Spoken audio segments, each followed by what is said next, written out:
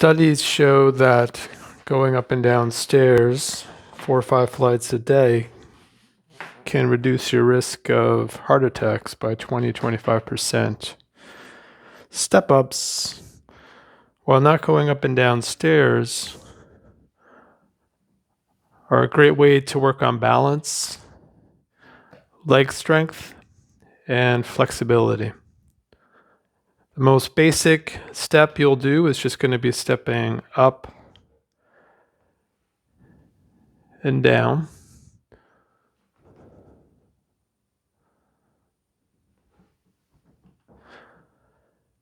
After that, you'll start to incorporate an opposite leg lift.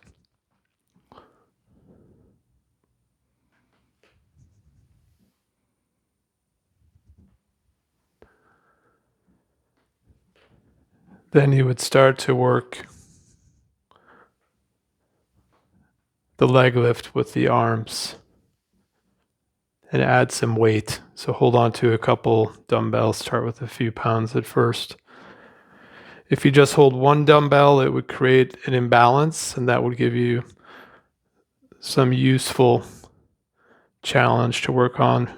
Or you can use two or do some asymmetrical weights as you do that as well. All right, so just a basic up down right there. Next would be a lateral step down, so just to the side of the step. As you're able to keep the hips level, right? There's a tendency to drop the hip and stick the pelvis out to the side like that. So just work on keeping it level. You'll feel a lot of work in the gluteal muscle here as well as the thighs. You can have something to hold on at the side. You can also do it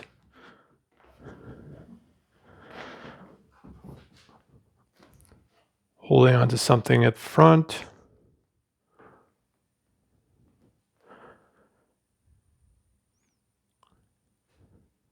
And work towards keeping the body position upright. This will require much more bending in the ankle. So if you're really tight in the ankle, you'll have to be working on that to build up your abilities here. Right? You can certainly go lower by sticking your butt out, which will get a little more gluteal activation, but you want to see if you can build up that ankle mobility so you can also get those calf muscles a little stronger as well. Lastly, see if you can keep the back more or less in neutral, right? Try not to stick the tailbone out too much and try not to tuck too far under. So just kind of keep yourself flat in the back. You can hold weight close to you, away from you.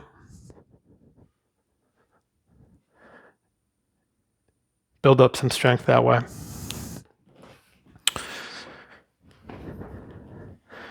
An intermediate step for the step down would just be to focus on the step up. So really use more support from the chair and just work with going up.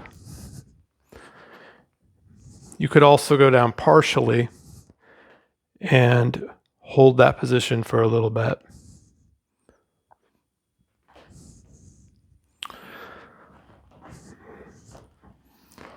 Third pattern would be just going straight forward.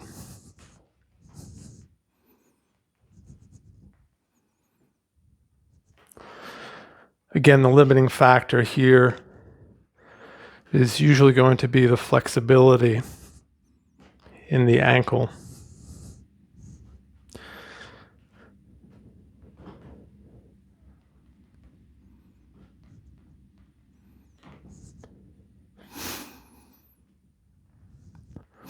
Something else that's really common is the tendency to push unconsciously into the step, even though you're going down, which makes more muscle co-contraction in your thighs and your legs.